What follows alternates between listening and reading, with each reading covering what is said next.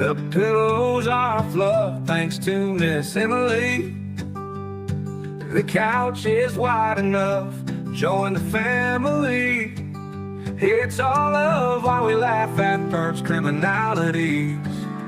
Hey, hey, hey, welcome to the Sofa Squad. Sipping from the cup at hey, hey, hey. Come laugh with the Sofa Squad. Can't roll my damn eyes hard enough. Oh, please, the puppies need me. Oh, oh, please, my body is rejecting none of that fancy credential stuff. I'm just here for the cringe binge. Hey, hey, hey, welcome to the Sofa Squad. Sipping from the cup and hey, hey, hey. Come laugh with the Sofa Squad. Can't roll my damn eyes hard enough.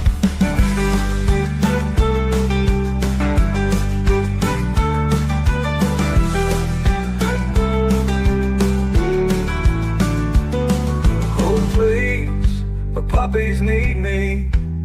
Oh please, my body is rejecting none of that fancy credentialed stuff. I'm just here for the cringe binge. Hey, hey, hey, welcome to the Sofa Squad. Sipping from the cup that hey, hey, hey. Come laugh with the Sofa Squad. Can't roll my damn eyes hard enough.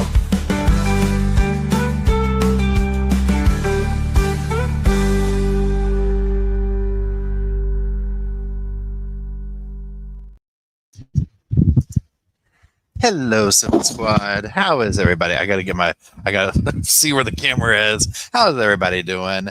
If y'all could pretty please drop a number 1 down in the comment section below. That way I know you're hearing me talk and not just me talking. Well, hello, kitty cat, and I do appreciate that number 1. Hello, Crystal. Hey, Mama. Hey, Dawn. Hey, allegedly. Emily, how are you? Hey, Tux. I appreciate everybody being here. Hey, Grammy. Hey, Jessica. Hey, John. What's up? Hey, Curious. Robin. Mama Bear. Trish. Iowa. Hey, Sandy. I hope everyone's doing well. Hey, Stephanie. Hey, Alma Renee. I hope I said your name right. I'm sorry if I didn't. Hey, ML.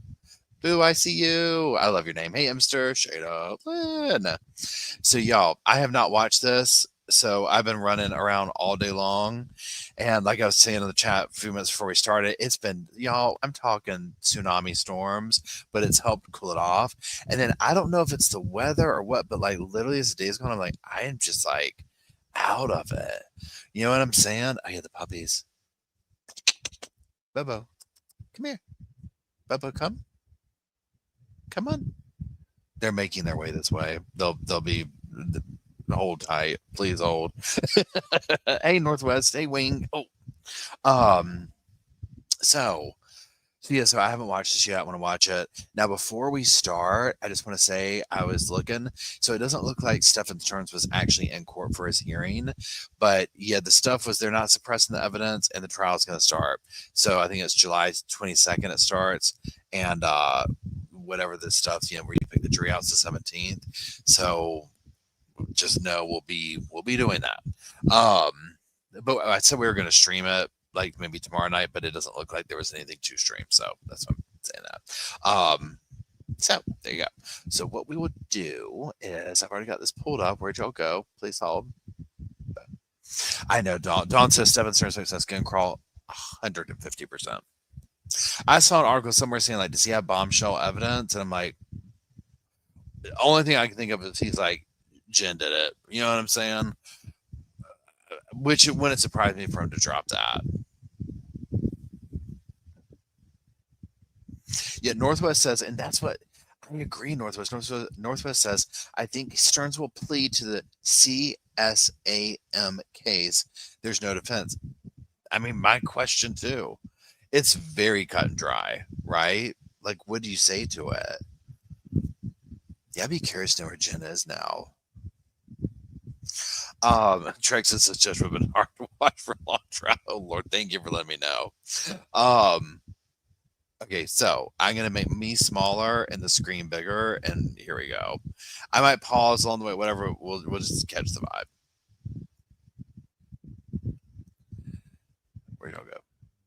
Now, when they start talking, y'all, drop a 1 to let me know you can hear it.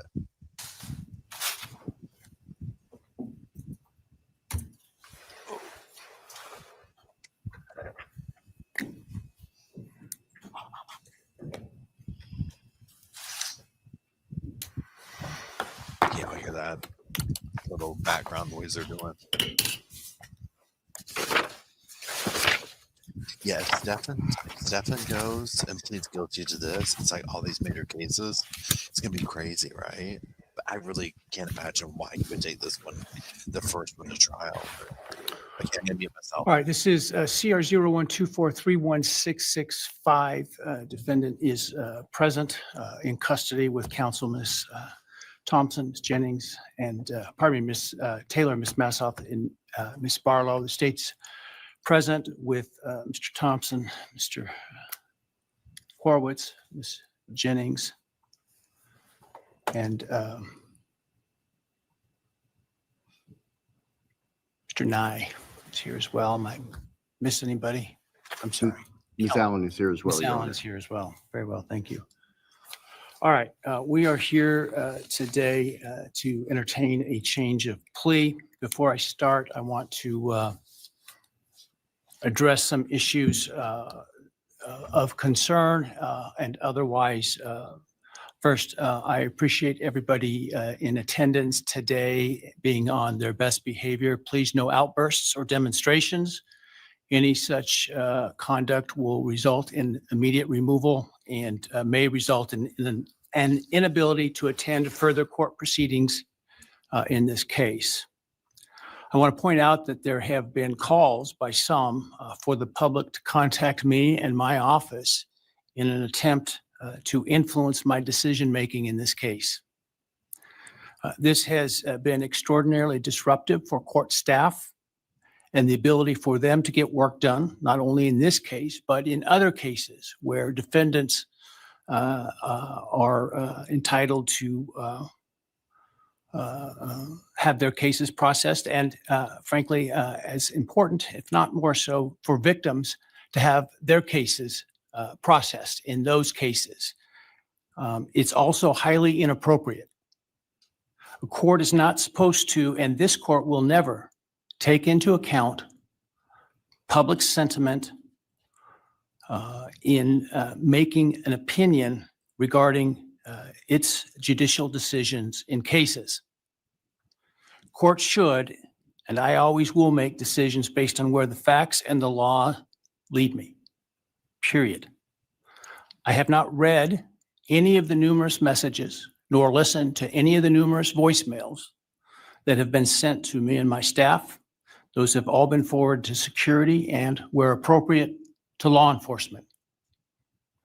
I ask that you not continue to mount such campaigns or to send me information like this, because again, it is not appropriate and frankly not something I would take into account when deciding a matter in a case like this. I also want people to understand some very basic concepts about the ideas of separation of powers, what the court's duties are, and what the duties and the rights of the executive, or in this case, the prosecuting attorney, is. The executive, the elected prosecutor, is the sole authority in deciding what charges to pursue,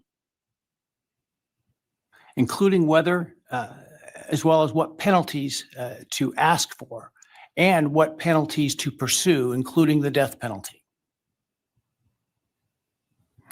This court cannot require the prosecutor to seek the death penalty, nor would it be appropriate for this court to attempt to do that.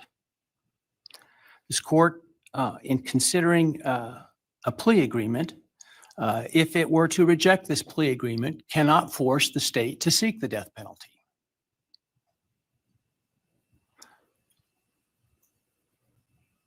My role and power in considering a plea agreement is extremely limited. My role is to ensure that the defendant's plea is given freely, voluntarily, and intelligently.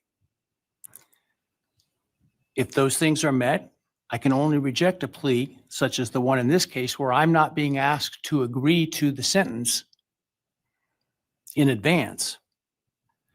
If I can only reject it, for example, if the defendant does not meet or admit to all of the elements of the crime. That is, I can ensure what is called a factual basis to the plea. Finally, I want to offer my apologies to all the families, including the victims' families, the families of the defendant, for the short notice for today's hearing, and I'm sure what must have been the hurried efforts to get here. I, like most everyone else, learned of this plea agreement Monday afternoon and had no inkling of it beforehand.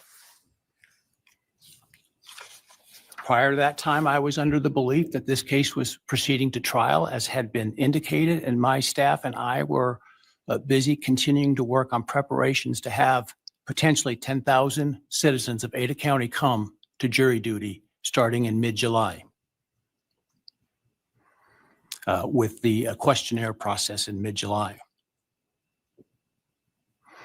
It was, once I learned of the defendant's decision to change his plea in this case, it was important that I take the plea as soon as possible because of the extraordinary administrative efforts that were otherwise attendant to the process of this, getting this trial potentially underway on time, and including the significant process of bringing, again, potentially up to 10,000 jurors to come in and fill out juror questionnaires prior to the beginning of the voir dire process.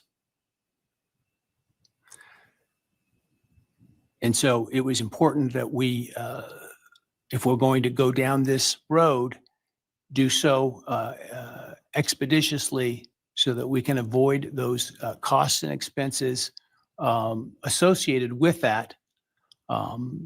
Otherwise, if it was not going to result in a plea, or for some reason the plea were to fall through today, that we could continue diligently towards trial at the time specified. And so that obviously required that we act quickly. And so some folks may have not had the amount of time that we would otherwise allow for them to travel here. And so again, I apologize for that. I want to make people aware that during the hearing, if you are to leave the courtroom for any reason, you will not be readmitted during the hearing. Also, when we finish the hearing this morning, I ask that the public and media wait in their seats until the victims' families and the defendants' families and others are escorted out of the courtroom before you start to leave.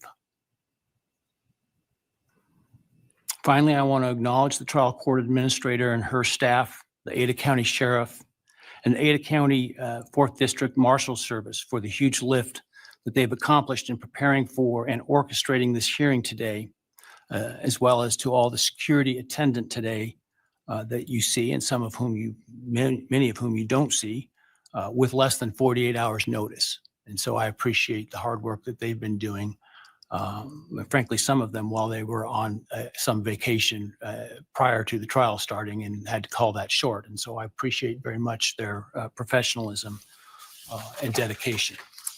All right. That said, let's move to the business of today. I understand the state and the defense have reached a plea agreement in this case.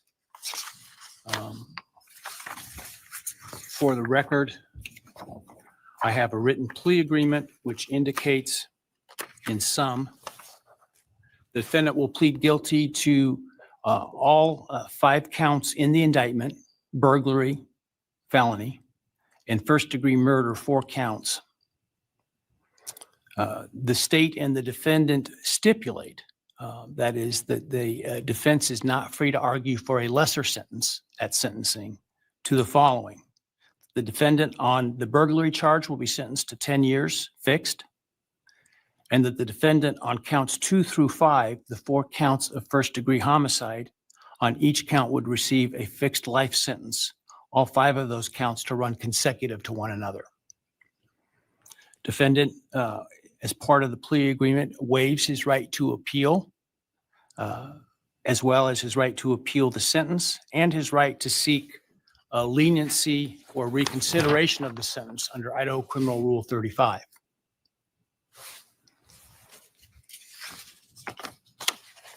This is not a Rule 11 agreement, meaning the court is not bound by the plea agreement and could impose a different lawful sentence at sentencing.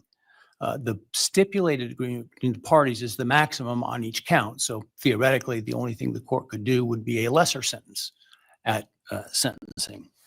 But the defendant is not free to ask the court to do so under the plea agreement. Are there any other material terms of the plea agreement that the parties would like to make? Obviously, the plea agreement, the written plea agreement will speak for itself and be part of the court record. Not from the state, Your Honor. Thank you. No, Your Honor. Thank you. All right, very well.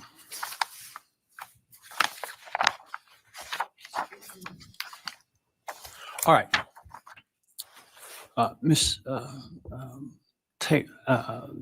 Taylor, have you had sufficient time to discuss this case and all of its ramifications with your client? I have, Your Honor. Have you discussed fully with him his rights, defenses, and possible consequences to him of the guilty plea? Yes, Your Honor. Have you been able to do all the discovery you feel necessary? Yes, Your Honor. And have you informed your client of the importance of providing the court truthful and accurate answers in taking this plea today? I have.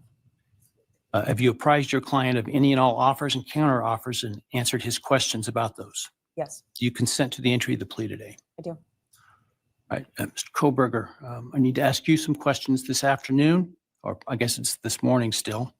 I do this to ensure that so that I am assured that you understand the nature of the charges to which I understand you're going to plead guilty, as well as the possible consequences to you of your guilty pleas.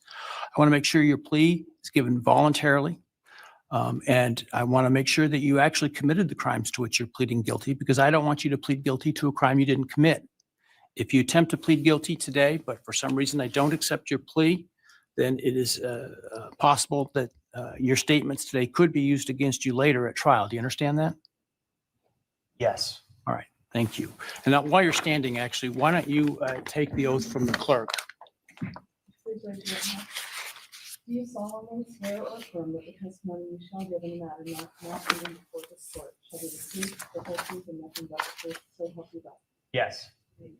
All right, and Mr. Koberg, just to make it easier, you don't need to stand when you speak to me. I appreciate the sign of respect, but for convenience, you can remain seated, all right?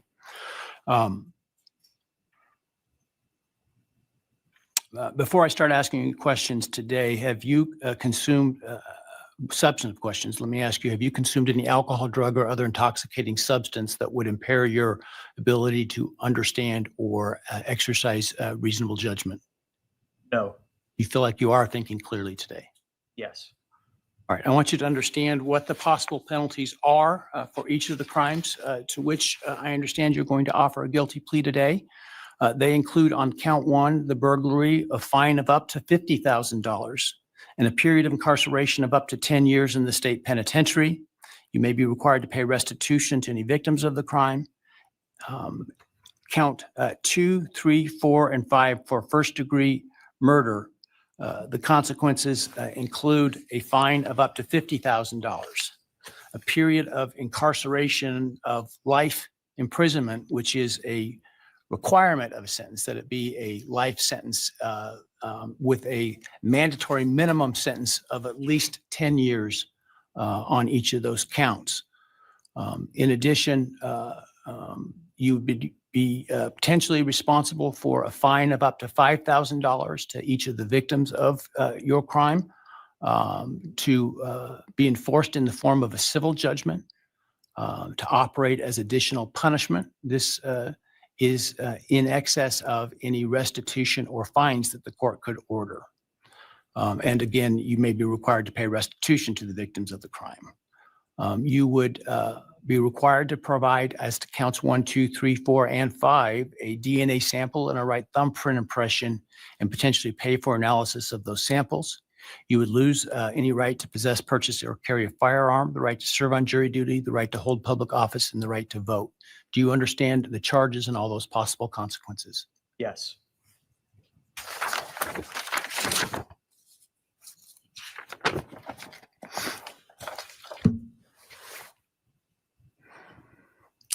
You've heard the plea agreement that I talked about today. Do you agree with that plea agreement?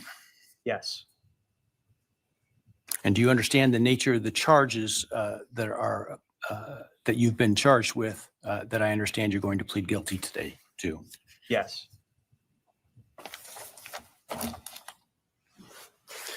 As as I indicated, I'm not bound by the plea agreement, but the plea agreement is for the maximum on each count. Do you understand that I'm not bound by the plea agreement? Yes. Has anyone promised you that I would be lenient or easy on you if you pled guilty? No. Has anyone threatened you or anyone close to you to get you to plead guilty? No. Has anyone other than the state's agreements with respect to the plea agreement, has anyone promised you anything in exchange for your plea agreement? No. Has anyone told you to be untruthful in answering my questions today? No. Has anyone offered you a reward of any kind other than the plea agreement in order to get you to plead guilty today? No.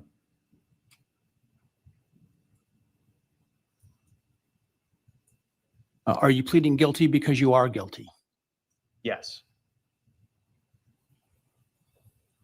And counsel, obviously there have been a number of motions filed to suppress evidence in this case.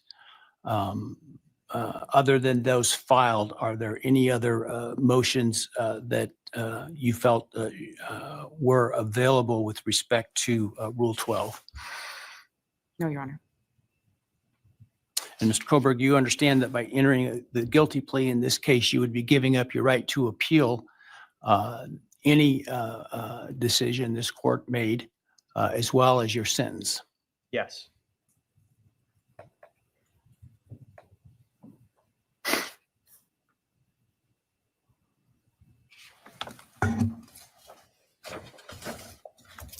Have you had enough time to decide whether or not to plead guilty?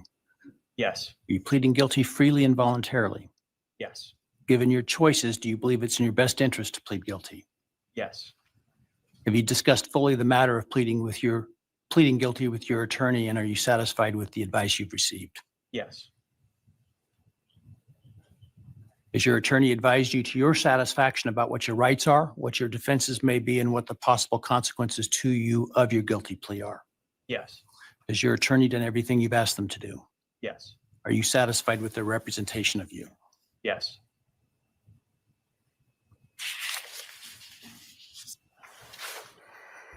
I have received a written guilty plea advisory questionnaire that is purported to be filled out by you. Did you fill that document out? Yes. Did you understand the questions that you answered in this document? Yes. And are the answers that are outlined in this document your answers? Yes. Are those answers truthful? Yes. Did you sign the document? Yes.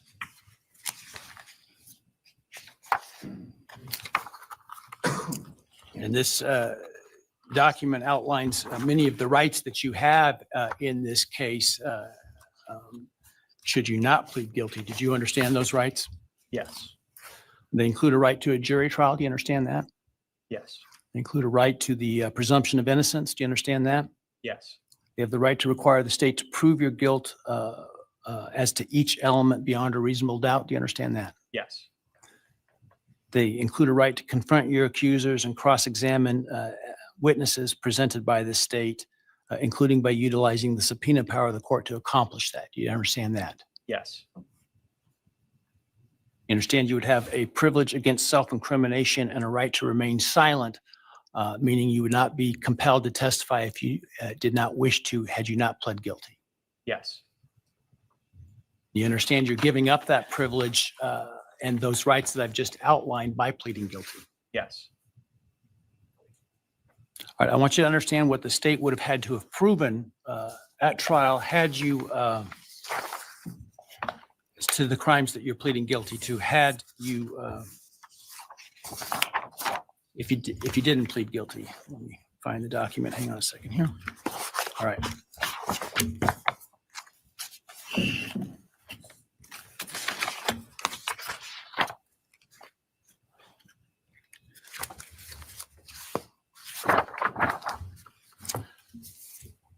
So as to count one burglary, the state would have to have proven that on or about November 13, 2022 in Latah County, Idaho, you unlawfully entered a residence, Local County, Idaho, you 1122 King Road in Moscow, Idaho, with the intent to commit the felony crime of murder. As to count two, the state would have had to have proven that on or about that same date in Latah County, Idaho, you did willfully, unlawfully, deliberately, with premeditation and malice aforethought, kill and murder Madison Mogan, a human being, by stabbing Madison Mogan, from which she died. As to count three, the state would have had to have proven that on that same date in Latah County, at that same address, you did willfully, unlawfully, deliberately, with premeditation and malice aforethought, kill and murder Kaylee Gonzalez, a human being, by stabbing her, from which she died. As to count four, the state would have had to have proven that on or about that same date in Latah County, Idaho, you did willfully, unlawfully, deliberately, with premeditation and malice aforethought, kill and murder Xana Kernodle, a human being, by stabbing her, from which she died.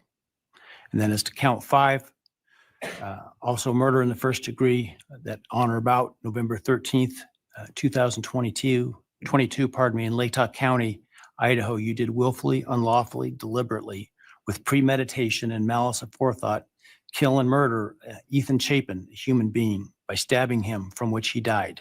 Do you understand those things the state would have had to have proven? Yes. And do you understand that by pleading guilty, the state no longer has to prove those things because you're admitting those things are true? Yes.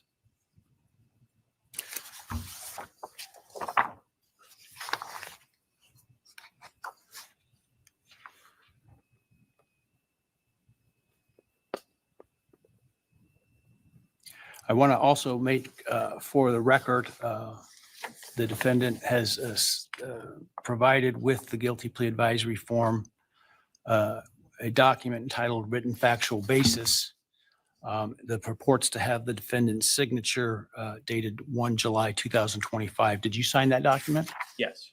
And did you agree with the written factual basis that is included there? Yes.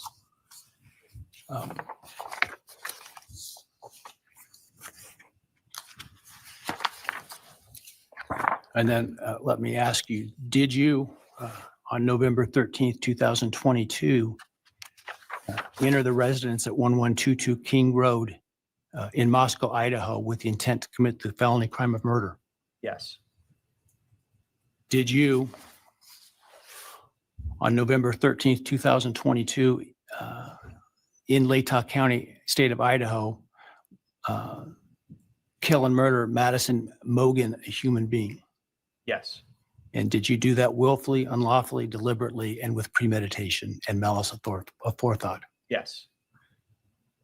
Did you, on or about that same date in Moscow, Idaho, kill and murder Kaylee Gonzalez, a human being?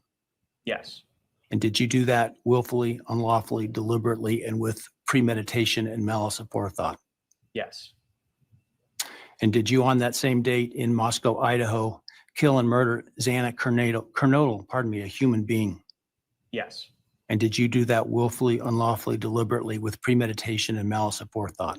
Yes. And then on or about November 13th, 2022, again in Latah County, Idaho, did you kill and murder Ethan Chapin, a human being? Yes. Did you do that willfully, unlawfully, deliberately, with premeditation and malice aforethought? Yes. I would ask the state at this time to provide its recitation of its factual basis had this case gone to trial. Thank you, Your Honor. Your Honor, the organization of the recitation is different than what I think the court and the public may be familiar with from the probable cause affidavit and other documents. The state's evidence as an overview would show that back in March of 2022, when the defendant was residing in his parents' residence or was residing back in Pennsylvania, his home state, He purchased online a K-bar knife and sheath with an Amazon gift card that he had purchased shortly prior to the purchase of the knife, sheath, and sharpener. Jumping ahead, the end of June of that year, the defendant, Mr. Koberger, moved from Pennsylvania to Pullman, Washington, which is right across the state line from Moscow, Idaho, for the purpose of pursuing a PhD in criminal justice at Washington State University. The state's evidence would indicate that beginning July 9th of 2022, Mr. Koberger's phone began connecting to a cell tower that serves the area of the 1122 King Road residence in Moscow, Idaho. Now, I will acknowledge for the court and all present that there are many residences in that area. It's a dense population of mostly college-related occupants. Between July 9th of 2022 and November 7th, the defendant's phone connected to that particular tower during late night, early morning hours, 10 p.m. to 4 a.m., on approximately 23 times.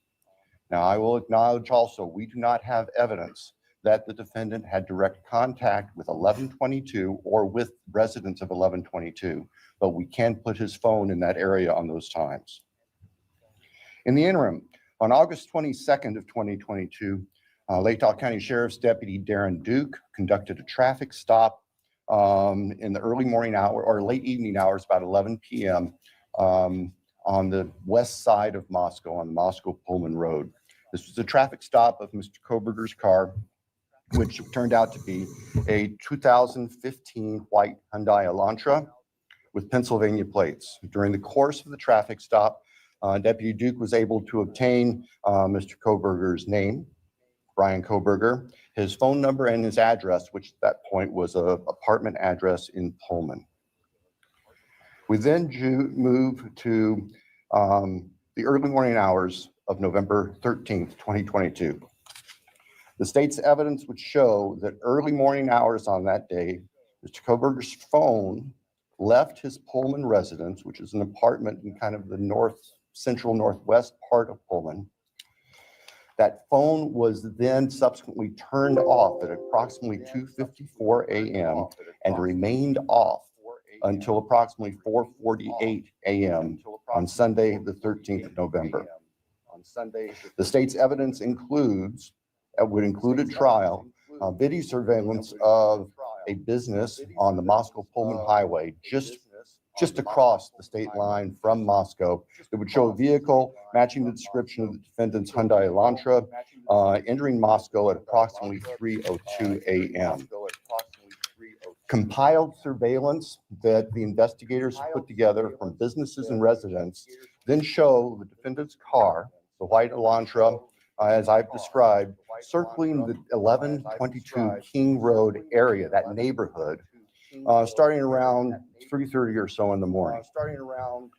Comes into the immediate area of 1122 King Road, which is actually on a dead end, and then leaves several times. And approximately 4:05 that morning, the defense car had entered that area, was leaving, stopped at the intersection of King and Queen Road, did a U-turn, and the state's evidence would show that the defendant's car came back and parked behind and above the 1122 King Road residence. The state believes that its evidence would then show that the defendant entered the residence of 1122 through the kitchen sliding door on the back side of the residence, which is the side of the residence that would face the area above where the defendant's car was parked. Defendant entered the residence, went to the third floor, and with a knife, killed Madison Mogan and Caitlin Gonzalez. The defendant, as he left that room, for whatever reason, ended up leaving, or the sheath for a K-bar knife was left on the bed next to Madison Mogan's body. And I can jump ahead. That sheath was tested by the Idaho State Police Forensic Lab, and single source male DNA was found on the snap of that sheath, as well as blood from both Kaylee and Madison and other trace evidence. But it's important to note single source male DNA was on the snap of that sheath. The state's evidence would show that Xana Knodel, still awake at this time, in fact, had taken a DoorDash order not long before this started. Her room was not on the 3rd floor. It was on the 2nd floor on the west side. As the defendant was either coming down the stairs or leaving, he encountered Xana, and he ended up killing her, also with a large knife. Ethan Chapin, Xana's boyfriend, was asleep in their bedroom, in her bedroom, and the defendant killed him as well with a large fixed blade knife. Each victim suffered multiple wounds. I will state for the record that there is no evidence there was any sexual component or sexual assault on any of the victims. I want to make that clear so there's no speculation. There were 2 other roommates in the house, and they were already asleep. During the course of this, one of those roommates awoke, looked out her door not knowing what was going on, and saw the defendant, who was dressed in black with a black balaclava on, holding some sort of container in his hand. And she saw him leave the house through the direction of the kitchen where that sliding door is that I mentioned before. At approximately 4:20 that morning, so this would have been 15 minutes or so later, the defendant's car is seen on a surveillance camera for 1112 King Road, which is immediately next door to the west of 1122, leaving the area at a high rate of speed. And if the court were to see that, or anybody in this courtroom would see that, you can see the car almost loses control as it makes the corner, heads north, and then turns to go south on Walinta, which is one of the only ways to get out of that part of town. The evidence would show that following that, the defendant in his Elantra drove south of Moscow. We know that he drove on the back roads because there are surveillance cameras on the main highways, Highway 95, that would have picked up the defendant's car if he'd gone that route. And they did not show the defendant's car on that route during the time. So we know that he went through a variety of back roads in very rural, isolated part of Latah County. About 4:48 that morning, the defendant's phone comes back on. And the evidence will show that that phone was located south of Moscow, likely at a side road intersection with Highway 95. From there, the defendant's phone activity tracks heading back north towards Pullman, Washington, where the defendant lived. About 5:26, starting approximately 5:26, various surveillance cameras in Pullman, Washington pick up the defendant's vehicle as he enters Pullman from the south and heads north and slightly west towards his apartment, where he arrived at approximately 5:30 in the morning. Later that morning, Sunday, the 13th of November of 2022, Mr. Koberger's phone returned to the area of King Road. We don't know exactly what he did, but it returned to that area. It's about 9 o'clock in the morning. He was there for about 10 minutes and then returned to his Pullman residence. About 9:30, the state's evidence will show, evidence taken from the defendant's phone, that he took a selfie of himself on his phone in what appears to be the bathroom of his Pullman apartment with a thumbs up. The defendant's phone then went to the Lewiston-Clarkston Valley, approximately 30 miles south of Moscow and Pullman. And the defendant is actually seen with his car at various businesses down there. This area is the confluence of the Clearwater River and the Snake River. Lewiston is Idaho's seaport. Large bodies of moving water down there. In addition to tracing the defendant's activities, as I've just outlined, on the 13th and leading up to the 13th, the state's evidence will show that following Sunday, November 2, business records show that the defendant began searching for a K-bar knife and a K-bar knife sheath, as the state believes, to replace the one that was left at the scene of the murders. The evidence also will suggest that there were at least attempts by the defendant to delete or alter his purchase history on Amazon, where all these transactions had occurred. Later that week, the state's evidence will show that Mr. Koberger went to what we would call DMV, motor vehicle licensing here in Idaho, in Pullman to change his car registration from Pennsylvania to Washington. That's of note because Pennsylvania cars do not require a front license plate.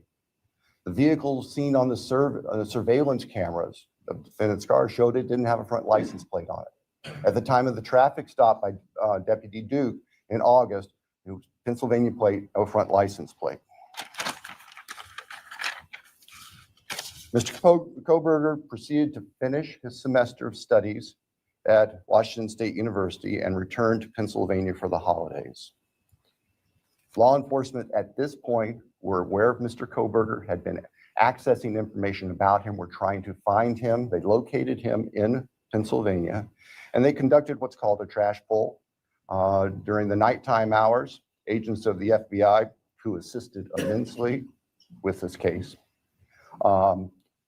working with the sanitation department back in this neighborhood in Pennsylvania, took trash that had been set out on the street for collection, sent the contents of that from the Pennsylvania residence of the defendant's parents to the Idaho State Forensic Laboratory, where the lab experts there were able to identify DNA on a Q-tip as coming from the father of the person whose DNA was found on the knife sheath that was next to Madison Mogen's body in the bed. Subsequently, an arrest warrant was issued here in Idaho, and a search warrant was issued in the state of Pennsylvania with the assistance not only of the FBI, but the Pennsylvania State Police. Mr. Koberger was arrested at his parents' home to return to Idaho.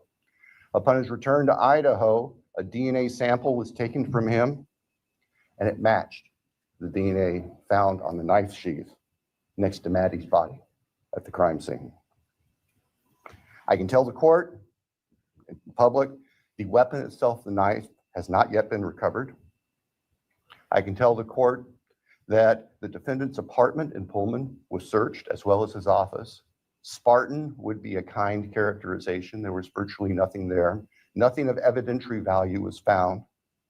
And of course, we are now talking 6-8 weeks after the time of the killings. In Pennsylvania, the defendant's car was seized, and it was actually pretty much disassembled internally. And it also had been cleaned. There was a bucket of cleaner right beside it. I think we can all look to our own cars, you know, in those compartments in the doors. We try to keep them clean where you put stuff. There's always some degree of crud in there. They were spotless. The defendant's car had been meticulously cleaned inside. And the state would present to the jury that that was part of the defendant's plan in covering up this. The defendant has studied crime. In fact, he did a detailed paper on crime scene processing when he was working on his pre-doctorate degrees, and he had that knowledge and skill. So, Your Honor, at the end, the state submits that the evidence that I've given just a quick overview of, and that to present in court would consume weeks, which the state is prepared to do and has been prepared to do, would show that as the defendant has just admitted and pleaded guilty on November 13th, 2022, excuse me, Mr. Koberger entered the residence of 1122 King Road in Moscow, Idaho. He did that with the intent to kill. We will not represent that he intended to commit all of the murders that he did that night, but we know that that is what resulted, and that he then killed intentionally, willfully, deliberately, with premeditation, and with malice forethought, Maddie Mogen, Kaylee Gonzalez, Ethan Chapin, and Santa Colonel. Thank you. Thank you.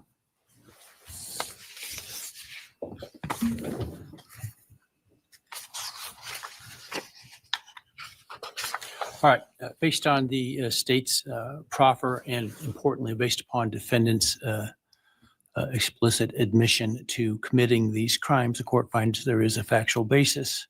Therefore, with respect to count 1, burglary, felony, how do you plead, Mr. Koberger, guilty or not guilty? Guilty. As to count 2, murder in the first degree, as it relates to the murder of Madison Mogen, how do you plead, guilty or not guilty? Guilty. As to count 3, as it relates to murder in the first degree for the murder of Kaylee Gonzalez, how do you plead, guilty or not guilty? Guilty. As to count 4, the first degree murder of Xana Kernodle, a human being, how do you plead, guilty or not guilty? Guilty.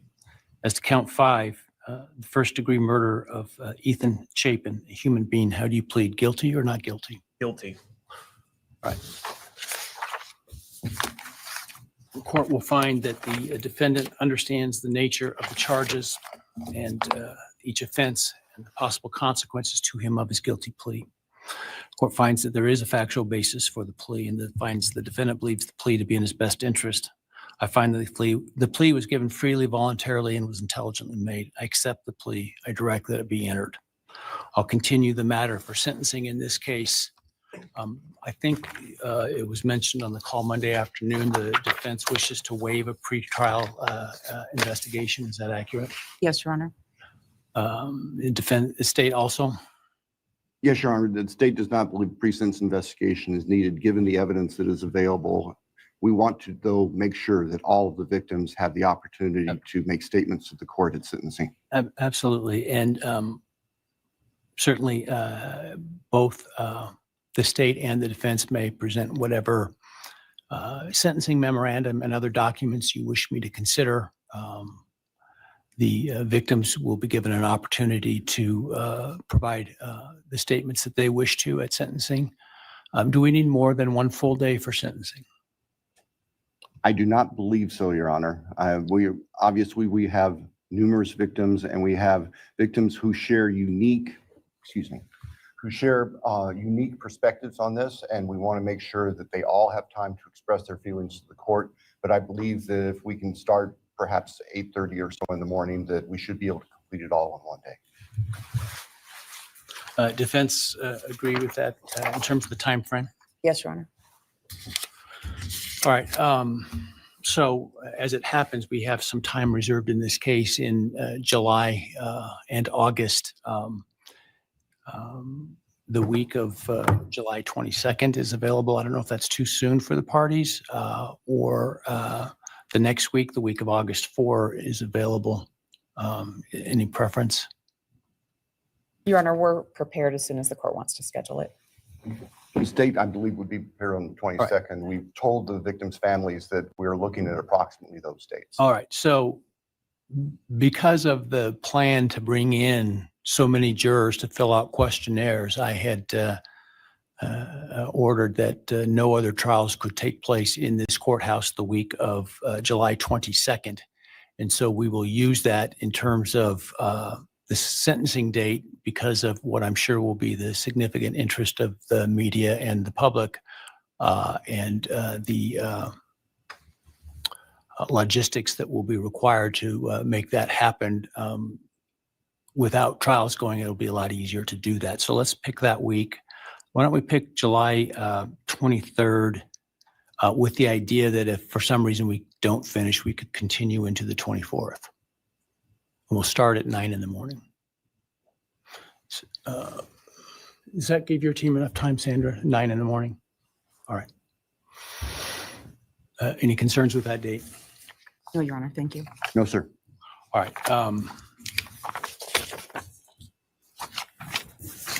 Any reason why I should not rescind the non-dissemination order at this time? You're right. I think that given the history of this case, it would be best if that remained in place through sentencing. So we have time to make sure there's the ability to completely answer questions. That would be the state's preference and recommendation.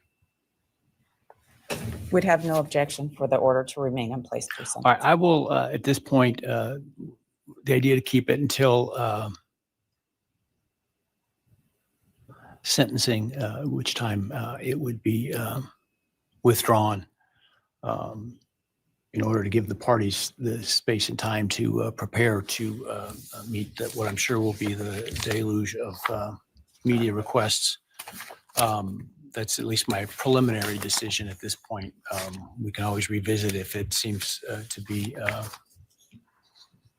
for some reason, I should. That said, Obviously, I don't think the defendant, a bond was ever set for the defendant. Were it would be revoked. The prior order allowing him to come in civilian clothes is revoked, given his plea and no longer the presumption of innocence. And in fact, now the actual conviction for the crimes. He will continue to be held at the jail pending sentencing. Is there anything else today? No, Your Honor. Thank you. I assume that the trial date will be vacated trial and those is- 4 jurors will be released. The trial will be vacated, and I'm sure that the jury commissioner will get word to those that receive their summons that they won't be required to attend. So Thank you, Your Honor. that said, again, if you would all please wait for the parties and the victims' families and others to leave the courtroom before you do, I would appreciate it. And with that, we're adjourned.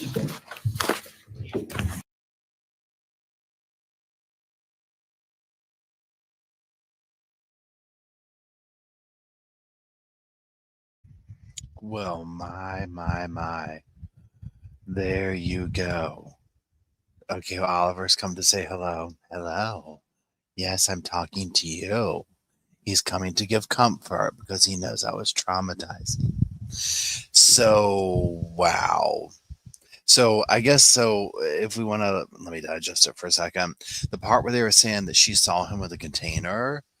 So, he was seen multiple times. Like, if this had gone to trial, there was going to be roommates getting there talking about he was seen multiple times. Obviously, we know the car situation. I just think a few things went on. I think that he, number one, knew I will live on in infamy even more if I control the narrative and do Plea out. Number two, I think the writing was on the wall. I would think that he had probably studied enough to know, even if he got the death sentence, it would be decades before it, if it ever even happened. I can't remember where I saw, but I think they said that Idaho's only actually done death penalty like 3 times, and I forget how, like a very long time. So it's not very often that it actually happens, but nonetheless, it's a thing, right? But he probably safely, and it is, I mean, granted, obviously we know he's not a mastermind genius or whatever, but also he knows enough about law and about this and about that, whatever, that he would probably put 2 and 2 together to be like, oh yeah, even if I get the death penalty, like it's not gonna, almost like, what do I want? Do I want appeals and all that? Or do I want to control the narrative and end it all right here and I get to tell the story? Because he could sit here and come out and behind the scenes and be like, it wasn't me. And I mean, we were talking earlier in the chat about the fences of one side's, it's a conspiracy, he didn't do it, versus, oh my God, he did it, that kind of a thing. There's just something very unsettling about the whole thing. The way he presents himself and, is, yes, guilty. I mean, yeah, Casey, I hope you're doing good. Casey says, I'm sure this wasn't the last time we heard him. Oh, no. Yep. We are just getting started with him. Seeing the DA get choked up, major, right? You rarely see that.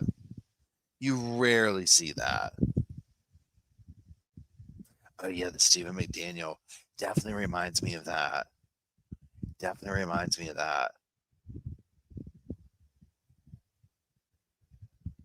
So sentencing, I think this is what brought, you saw the way he was just kind of staring at the DA, like he was doing that Stephen McDaniel, like, yes, I don't know, maybe, why? I think that's how Bryan will stare at the family. I think he just has this disconnect. Yeah, Culinary says, but the evidence that would come out of trial would probably make him look worse. Exactly. Look at the stuff that we know, right? And you heard the dude say, he clarified this and clarified that, or whatever. I mean, oh wait, hold on. Please hold. What? Okay, wait. Please hold. Let's look this up. Please continue to hold. Your call is important to the Sofa Squad. We will be with you momentarily.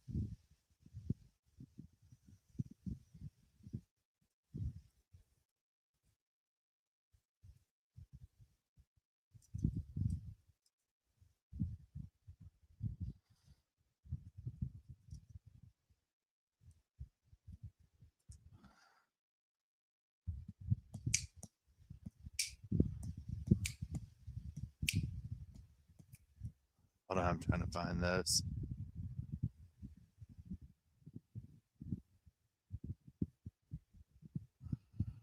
Where is it? Where is it? Why is it? Hold on, let me find y'all. Okay. What is it? Where is the what is Google search? Hold on, where'd y'all go?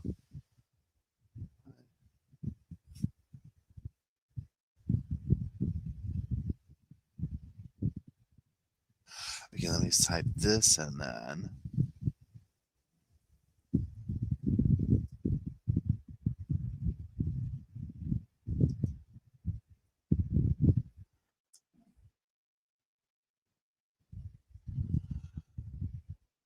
I tell you what, I don't understand why this stuff is so hard to look up on YouTube. You would think it when you type in something specific, it would bring it up. You have to sit here and search up and down. I mean, like it's a secret. Like it is a secret. You know what I'm saying? That YouTube's hiding. I mean, come on. Okay. Like they are protecting a pile of gold. Okay, so we have one thing from yesterday. I'm trying to find the press conference. I see a short on it. I mean, why is this should be a very obvious thing that comes up. I don't get it.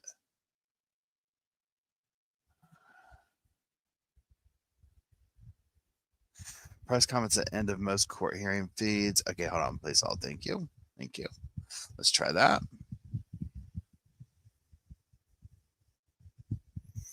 Let's go back here. Let's go back here.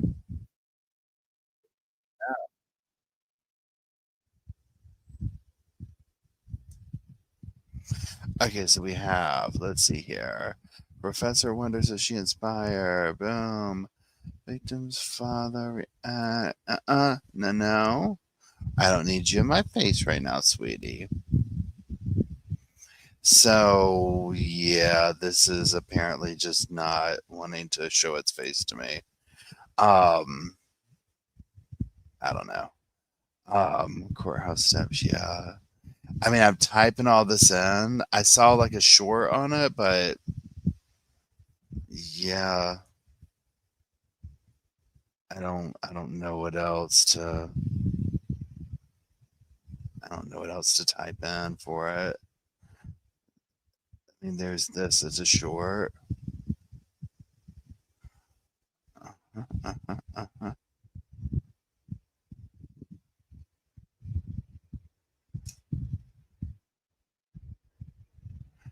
Video. Then go into there. Yeah, I don't know. We'll watch it maybe another live or something like that. I can't seem to find it anywhere.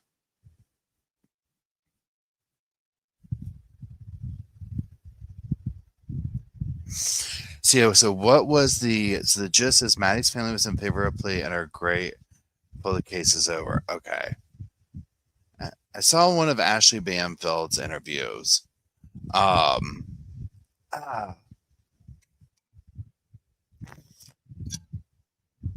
sorry, I didn't mean to drink that with y'all not muted.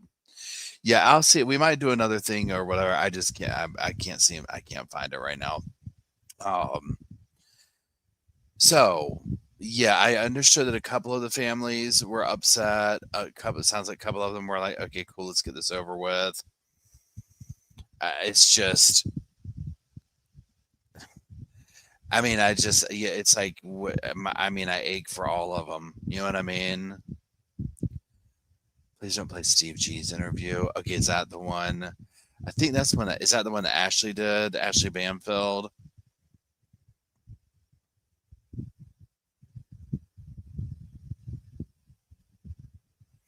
Look for Anne Ramslands on Bryan Enton. I'll just intimate.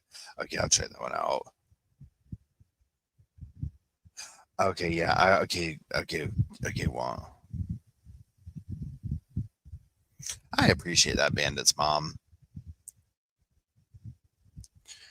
Yeah, I just can't imagine. So, like, even like, I try and sit here and imagine sitting in the courtroom right then, and like seeing the dude being like guilty, and it's like, I mean, I can't imagine the emotions, the unfairness of it, the okay, maybe this part's over.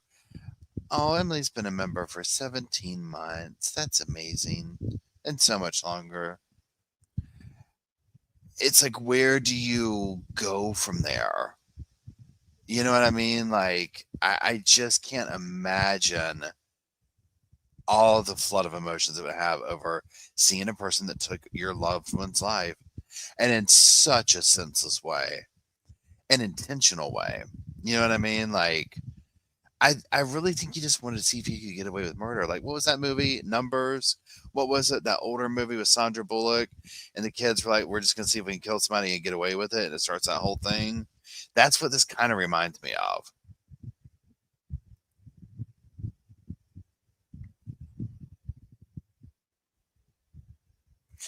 Hey, what's Jakey doing?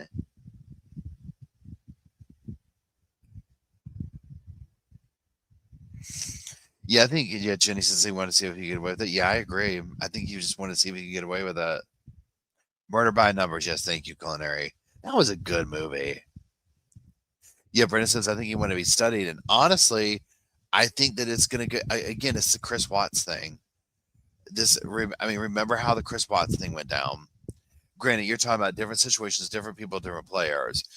But because it was not all put out there in trial, it just starts up with all sorts of, this happened, that happened. We didn't find this out. We didn't find that out. And then you saw how I don't think Chris was like, what's his name, Bryan, to, like, Chris wasn't looking to be like some mastermind serial killer, whatever. Like, we're talking about something different here, right? Bryan gives off more of like wanting that energy. Yeah, like Sunflower says, I think you want to be a Dexter, like something, literally something like that. So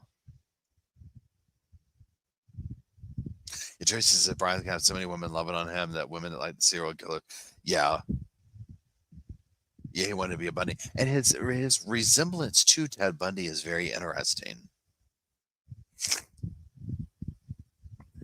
Yeah, no, the Chris Watts is so, oh my God, that case. Oh, anytime they show pictures of any of it, but especially like the oil, where the remains were found. I just, that is frightening. But this in the same way where it's like somebody just gets up, and I mean, we don't know how long and how the way he was planning it. Remember how when all the stuff started coming out, and that one person was like, we went hiking and we were coming down off the mountain. It was getting dark, and Brian was like just headed to the mountain. Like, that sent chills down my spine. Serial killer or not, like, that is some campfire scary stuff, right? Like, even if somebody who you knew wasn't some like creepy serial killer, was just like, oh yeah, I was totally just like gonna go start my hike at nighttime, like I like walk in the woods like that. That frightens me. I'm like, so many things could happen. That's just my fear of the woods, though. And there's no telling. I mean, remember not the roommate. I'm sorry, the young lady who lived across, who was a co-worker, or whatever you call it, with Brian, and her key went missing, and he came over to help her. All that. I mean, just really, really crazy stuff. Really crazy, frightening stuff. And then you have to wonder, like, what are Brian's parents sitting there thinking? Like, our son, like, not only killed someone's, but in this fashion. Like, because if you want to start looking at it in the context of like different, okay, look at someone like Jamie Komorowski, who plowed down a newlywed couple and killed one of them, right? Okay, so that's one whole thing to mentally, psychologically deal with. Then you look at this of, and right now I'm going from the parents' perspective of, okay, oh my God, like my son went out and like intentionally set out and plotted this out, found these kids who were early morning, drunk, been out late, da da da da da. Remember the one girl whose mom said she couldn't go for the weekend? Thank God she didn't. Yeah, the parents had to know something was up. Like along the way in life, there had to be something that was like, what's up? Because, I mean, I don't know. You know that movie too, Honey, We Need to Talk About. Oh my God, what was his name? Do y'all know what I'm talking about? Honey, We Need to Talk About. Fill in the blank with a name. Where's my phone? I act like I don't have Google. Hold on. Kevin, thank you, Shannon. Okay, like that, right? If y'all have not seen that movie, it's triggering. Okay, but it's so good. Okay, so good. Like in the way of, I really felt like, and it probably was like a done through the fictitious lens of the Columbine murders. Oh yeah, like Gainesville, Florida. I remember my aunt, uncle, and cousin lived in Gainesville, and then I lived there for a spell, and kind of not gone to the places, but I mean, the apartment, it's all right there, right? And actually know somebody who was good friends with one of the victims of that. Okay, so I can remember my dad getting nervous calling my aunt one time, like she hadn't called back in a day, and he was like, getting like, I might call the police. She finally go out, no, we're fine, blah, blah, blah, blah, blah. But I mean, it was like serious. You know what I'm saying? Like serious, serious.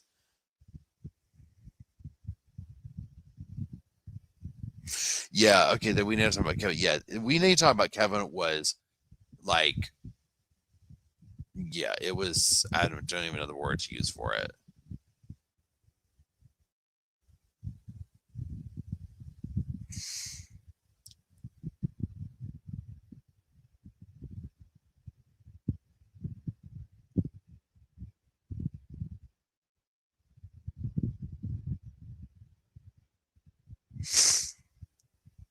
Yeah, that movie was so haunting.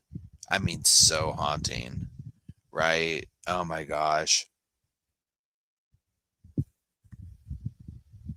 Need to rewatch. Northwest says I need to rewatch Dateline. It matched the DA statement today. Ooh, yeah, that would be good. Now it's going to be interesting to comb back over stuff because again, there is a sense of, I mean, selfishly, there's a sense of being like, because I sit here and think like, I obviously want to know why, right? But it's like, would we have found that out? Because he wouldn't have said so. He wouldn't ever give somebody that. And it could just be, I mean, I don't even know if the why, like if we could get into his brain to figure out why, if it would be, how would you say it? That major, you know what I'm saying? Yeah, unfulfilled. Jakey, but y'all look at that. Hold on. Let me see if I can reach up here.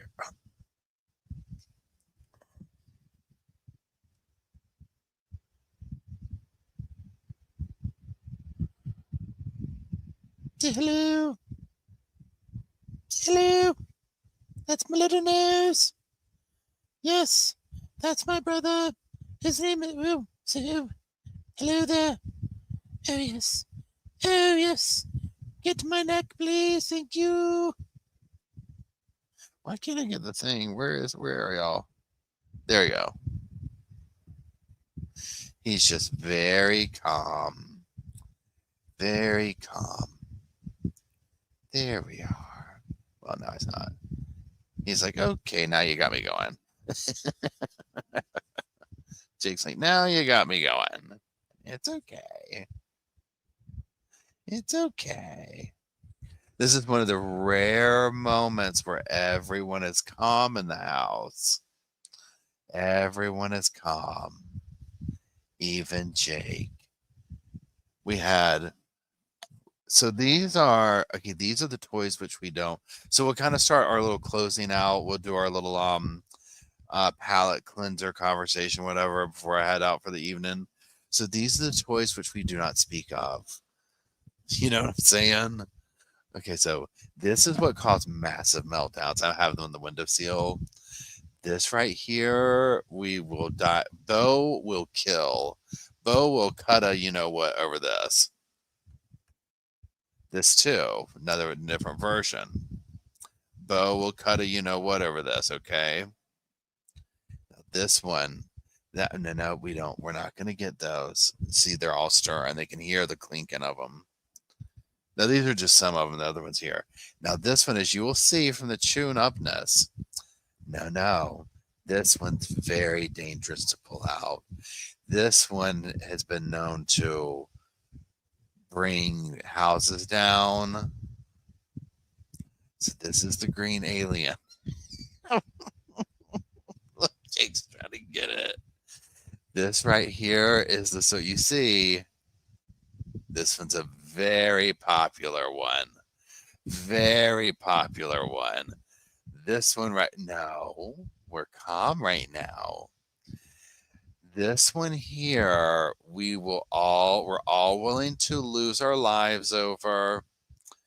We will all harm each other over this. It is very serious, the green alien. Very serious.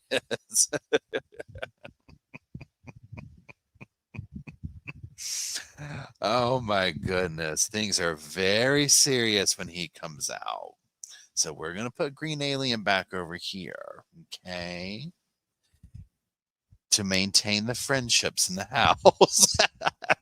We're going to preserve the friendships. And we're going to put the green alien away. Jake says, I don't want to save the friendships. I want the green alien.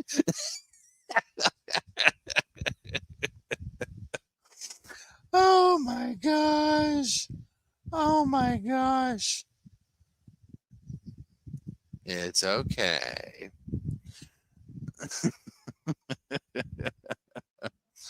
Oh, Jakey Poo. Oh, Jakey Poo. So yeah, so what we'll do is Thursday night. Well, we'll see what happens. Anything could happen at this point in true crime this week. Okay, literally anything could happen. So I was gonna say we'll see what's gonna happen Thursday night, but I mean, what is today? That's tomorrow night. That's right. So we'll see about going live tomorrow night. I'm trying to get back on my Tuesday, Thursday, Sunday thing, but obviously when stuff pops off, like I want to see it, right? So we'll see what's going on or whatever. But we'll kind of plan on our regularly scheduled 7 o'clock for tomorrow evening on this channel right here, and depending on what that is. So we'll see, right? Gucci goo. Gucci goo. Yeah, Jake's a little lover. He's very cute. Very, very cute. So yeah, Stefan Stearns was not in court today, but they did have the hearing. And from what I've read, they were kind of like, oh, we didn't know that we already did this. Like everybody, there's a little bit of confusion or whatever. But he didn't get what he wanted with the suppression and stuff like that. So no, he's going to trial. And I think it's the 17th starts the jury selection, the 22nd. Oh, wait, hold on. Maya's mom says, what's up? First of all, thank you for that. Do you think you can find time to discuss Raul Vale? Is that the house party situation? Is that what that one is?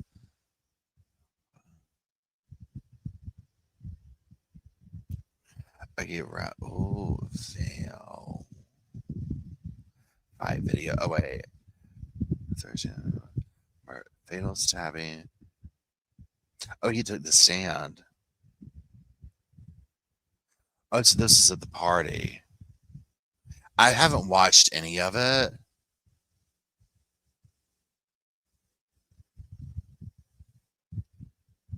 I've seen the what do you call it? What do you call it? Thumbnails. I've seen the thumbnails or whatever. I'll check it out and see the fight video. You know it's serious if you took the stand. I mean, is anybody watching it? In the way of like, is there an opinion? Like, is it like turned up? Wait, mushroom. Let's double check real quick.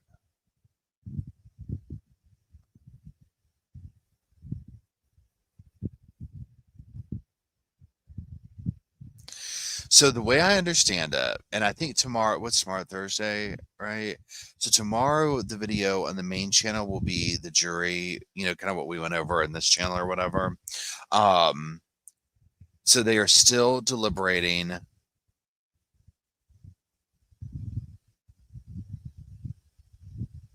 Yeah, 2 days ago. Yeah. Third day deliberating. So my understanding is that the judge is basically like this. The judge is like, okay, Monday through Saturday or something like that, y'all are sequestered and you are deliberating. You can't be talking to other people. You can't be doing all this crazy stuff. Like, you are coming up with this verdict. And so I don't know how it works. And basically it's almost like, hey, look, if you are like, we've come up with this, whatever, it's almost like, don't come to me. I don't know how to say it because I'm saying it really like too casual. Almost like the judge doesn't want to be privy to anything that he shouldn't be privy to, is kind of what I'm getting at. Now P. Diddy stays in jail till sentencing.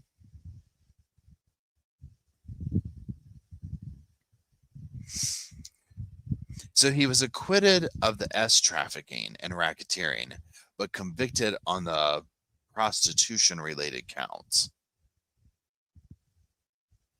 So Combs will get 10 months credit time. He's only been in jail 10 months. I thought it's been years. That's it.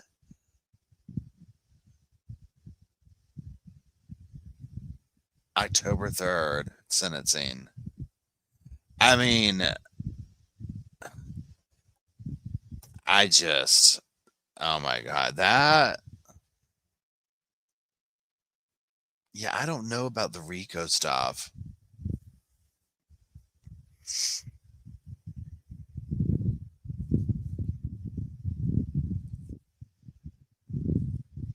I mean, it'll be but see, here's the thing. One thing that I learned about this I had no idea. I mean, obviously I knew Diddy was a big name in entertainment, right? And rap and music and all that stuff. But I didn't know he was like this powerful. You know what I'm saying? Like, behind the scenes. I just didn't know it was like that. Like, I mean, to me, you're talking about like definite mob type stuff. Hold on. But it's like,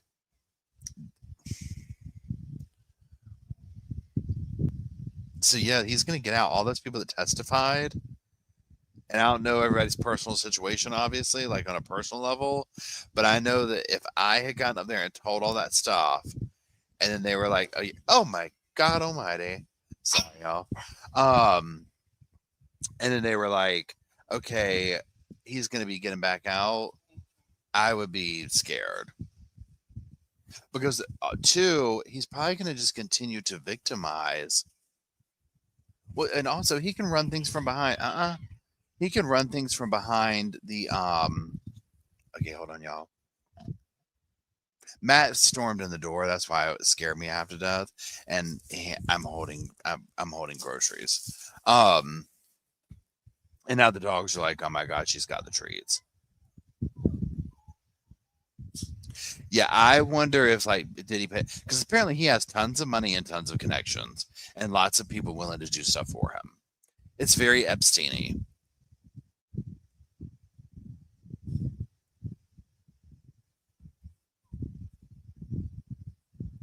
Yeah, and hearing what I mean, it's like, here's the thing too. Epstein, Diddy, these are cases, and what's the other one? Harvey, whatever that guy's name was, I'm talking about. That you hear about Illuminati and this and that in Hollywood, but then you hear it and it's like, oh, this playing out in real time. You know what I'm saying? And it's like, oh my gosh, hold on a second.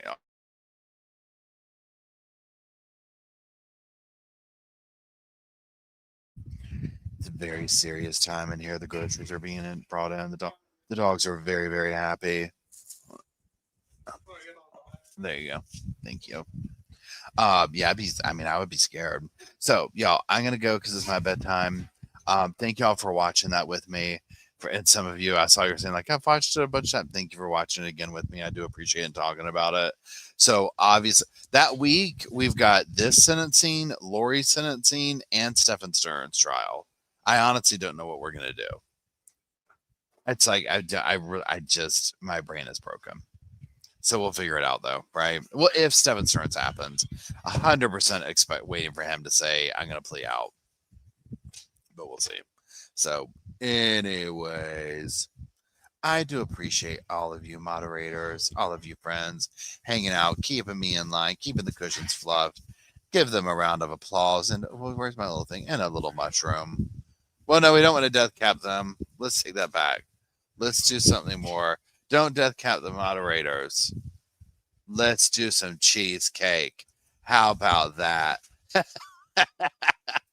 And you know what? A honey bun. How about that?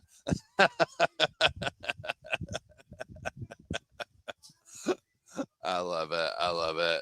I appreciate you, Sofa Squad. I love y'all. Thanks for hanging out. As usual, we will do our last palate cleanser and listen to Slow Morrison's song on the way out. So I will see y'all in the main channel tomorrow and over here. I don't know what we'll discuss. We'll see what happens. Anything could happen in the world of true crime. Y'all have a good evening. I love you. I'll see you tomorrow.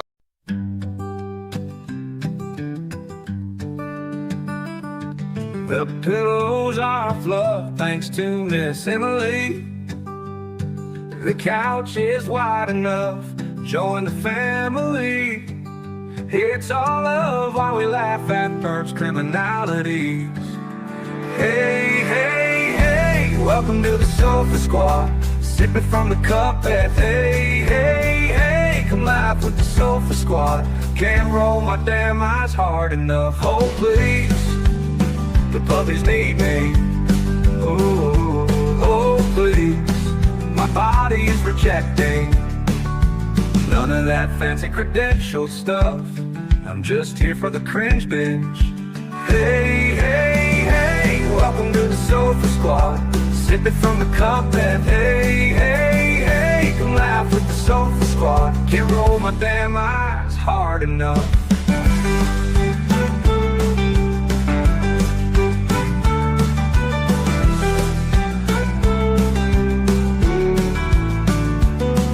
Oh, please, the puppies need me. Oh, please, my body is rejecting none of that fancy credentialed stuff. I'm just here for the cringe binge. Hey, hey, hey, welcome to the Sofa Squad. Sipping from the cup that hey, hey, hey, come laugh with the Sofa Squad. Can't roll my damn eyes hard enough.